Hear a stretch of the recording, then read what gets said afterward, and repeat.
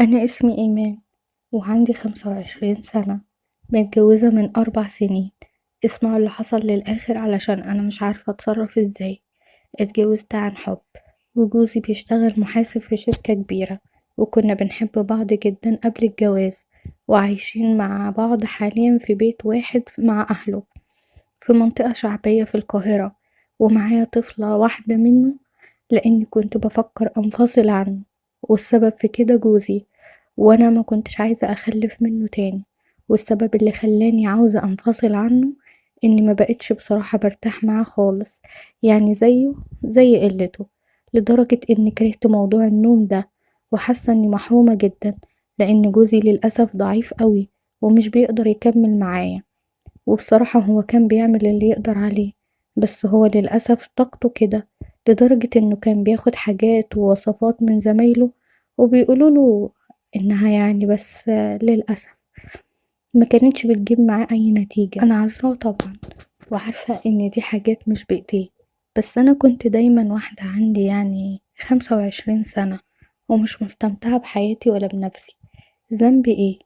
أنا الحمد لله جميلة جدا، وجسمي كمان حلو جدا، لدرجة إني بشوف ده في نظرات الناس اللي بتعامل معاهم في الشارع، سواء البياعين أو الناس اللي في الشارع وهما بيبصوا عليا وأنا ماشية. ده غير اللي بيتقالي في الشارع. كل ده وأنا مستحملة مع جوزي 4 سنين بس. فعلا خلاص ما بقتش قادرة أعمل اكتفاء لنفسي. بقيت أدخل على النت وأتفرج على أفلام أول ما جوزي ينزل من الشغل، وبقيت بتمنى أكون مكان واحدة من الموجودين في الفيلم. نفسي في مرة أعيش الإحساس ده ولو لمرة واحدة في حياتي. ويوم صرحت لجوزي وقلت له خلاص، أنا بصراحة مش قادرة ومش مرتاحة ومش قادرة استحمل الوضع اللي أنا فيه ده. لقيته سكت كده وقال لي طيب اديني فرصة وأنا هحل الموضوع ده، بس بلاش طلاق عشان خاطري وعشان خاطر بنتنا. قلت له انا اديتك فرصة كتير، بس فعلا خلاص انا جبت اخري. وعموما ما تخافش، مش هقول لحد من اهلي على سبب الطلاق. راح قايل لي لا وانا ما استغناش عنك، واديني بس فرصة. وقلت له ماشي. ساعتها كنا في نص الشهر، شهر 12. المهم يوم الخميس اللي قبل رأس السنة قال لي في واحد صاحبي ومراته هيجوا عندنا علشان انا عازمهم. قلت له انت اصلا مش متعود تعزم حد من اصحابك. قال لي ما هو بيعزمني وكده، فعاوز ارد له العزايم دي. قلت له حاضر، مفيش مشكلة، هعمل لهم احلى اكل علشان خاطرك. فعلا جه يوم العزومة، وكان جوزي ساعتها في الشغل، ورجع يومها بدري شوية، لاني مرتبة الشقة ومظبطاها والدنيا وكده وكل حاجة تمام. وسألته، قلت له هما هيجوا امتى؟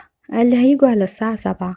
وفعلا الساعة 7 لقيت جوزي بيكلم حد في التليفون وبيقوله طب انا نازل لك على طول. وبعدها ب5 دقايق لقيت جرس بتاع الشقة بيرن. رحت فتحت الباب، وساعتها كنت بشعري بحسب ان جوزي بس هو اللي على الباب، لكن ما كنتش اعرف ان جوزي وصاحبه ومراته هما اللي ورا الباب. المهم فتحت لهم وشافوني طبعا بشعري. رحت دخلت بسرعة، لبست طرحة وخرجت لهم، رحبت بيهم، وبعدها دخلت المطبخ أجهز الأكل يعني وكده. بعدها حطيت الأكل وقعدنا علشان ناكل. اللي لاحظته إن صاحب جوزي ده ما شاء الله يعني طول بعرض وشكل وشيك جدا، ومهتم قوي بنفسه. فقلت في بالي ادي الرجالة ولا بلاش. المهم حطيت الاكل على السفرة واحنا بناكل. جوزي عرفني عليهم وكده، وبيقولي ان ده صاحبه وكان شغال معاه في شغله القديم غير الشركة اللي شغال فيها دلوقتي يعني. طيب وقعدت اقول في بالي وايه اللي فكروا بينا يعني ويخليه يعزمه في البيت دلوقتي. قلت انا مالي. واحنا بناكل حسيت ان صاحب جوزي بياكل وعينه عليا. كانت عينه عليا قوي ومركز معايا ومع مراته، بس هي مش واخده بالها خالص. ساعتها انا اتوترت قوي ومعرفتش اكل، وقمنا دخلت وقعدنا في الصالون. طبعا بعد ما خلصنا اكل جوزي راح نده عليا، فرحت له. قال لي انا هنزل اشتري حاجه ساقعه وبعد كده هشتري بن علشان نعمل لنا شويه حاجات كده نشربها يعني في البيت وكده واحنا قاعدين. قلت له ماشي. جوزي نزل من هنا ومرات صاحبي بقيت قاعدة أنا وصاحبه لوحدنا في الصالون، لقيته بيقول لي ذوق اللي مختار الألوان الشقة دي هايل جدا. قلت له أنا اللي مختارة الألوان دي كلها. قال لي ذوقك حلو قوي، يا بخته بيكي. قال لي لو أنا أعرف إن هكون مرتاح نفسيا كده كنت طلبت منه إن هو يعزمني من زمان. وقلت له كل ده علشان الألوان اللي في الشقة عجبتك؟ قال لي بصراحة الألوان اللي في الشقة وحاجة تانية. قلت له ايه هي الحاجة التانية؟ ايه اللي عجبتك؟ ملحقتش ان هو يرد عليا، كانت مراته خرجت من الحمام وانا هتجنن واعرف منه ايه اللي عجبه بعدها. وبعدها بشوية جوزي كان طالع وقدمت لهم الحاجات وشربوها، وكان يوم حلو بصراحة، خصوصا ان مفيش حد او مفيش ناس كتير، قليل قوي ان لما حد بيجي ويزورنا في البيت ويقعد معانا. وعلى الساعة 10 كده، 10:30 مشيوا. وانا بصراحة صاحب جوزي ما كنتش حابة انه يمشي، خصوصا اني عاوزة اعرف ايه اللي عجبه وملحقتش يقولي عليه. المهم مشي وجوزي دخل ينام، وانا روقت الشقة ودخلت انام جنب جوزي. بس انا متعودة قبل ما انام امسك الموبايل كده وافتح الفيس شوية واقلب فيه وبعدها انام. وانا نايمة جنب جوزي وفاتحة الفيس وبقلب فيه، لقيته ظهر لي في الاصدقاء المقترحين، ومن ضمنهم لقيت حساب صاحب جوزي اللي كان قاعد معانا. معرفش ازاي قعدت افكر ان انا ابعتله طلب صداقة ولا لأ. خفت لحسن يقول لجوزي وتبقى طبعا مشكلة، فدخلت على الحساب بتاعه وقعدت اتفرج على الصور بتاعته، وبصراحة اعجبت بيها قوي ورحت بعتله رسالة بس من غير ما ابعتله طلب صداقة. قلت له ازيك. بعد ما شاف الرسالة ب4 أيام رد عليا وقال لي مين. قلت له طبعا مش هتفتكرني، فكر كده شوية وقولي. قال لي طبعا هي انا مش حاطه صوره، فهو ما يعرفش مين اللي بتكلمه. فراح قال لي والله مش فاكر، ممكن تقولي لي مين اللي بتكلمني؟ رحت قايله له انا اللي عجبك ذوقها في الشقه. قال لي ازيك، عرفتي الاكونت بتاعي ازاي؟ قلت له والله هو ظهر قدامي في الاصدقاء المقترحين. قلت له انا بعتلك مخصوص عشان اعرف ايه اللي عجبك تاني في غير الالوان. قال لي طيب معلش عشان انا بس دلوقتي مشغول، اول ما هروح البيت هكلمك على طول. قلت له بس اهم حاجه جوزي ما يعرفش ان انا بعتلك حاجه عشان ممكن يعمل لي مشكله. قال لي لا ما تخافيش اطمني. وبقيت مستنيه يبعت، وعلى اخر اليوم سمعت صوت رساله فبفتحها لقيته بعت لي حاجه. الحاجه التانية اللي كانت عجباني هي انتي.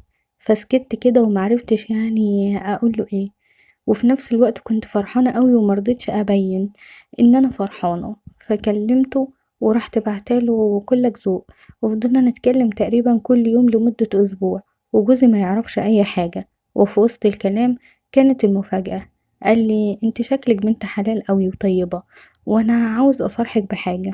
قلت له حاجة؟ حاجة ايه؟ قال لي على فكرة جوزك حكالي على المشكلة اللي بينك وبينه. قلت له مشكلة ايه؟ مشكلة ايه ومشاكل ايه اللي جوزي حكالك عنها؟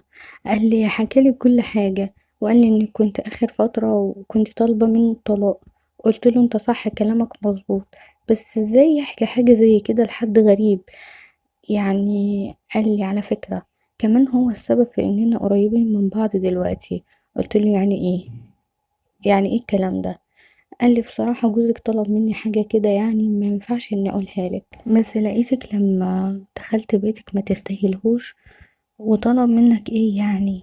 فمرضيش يقولي، وقال لي باختصار علشان ما ادخلش في تفاصيل اكتر، قال لي ان جوزك مش راجل وانه مش هيوضح اكتر من كده. المهم دلوقتي ان انا اتعرفت عليكي وانك شاغله كل تفكيري. قلت له طيب ومراتك اللي جت معاك دي وقعدت عندنا؟ قال لي دي اصلا مش مراتي. قلت له انت بتقول ايه؟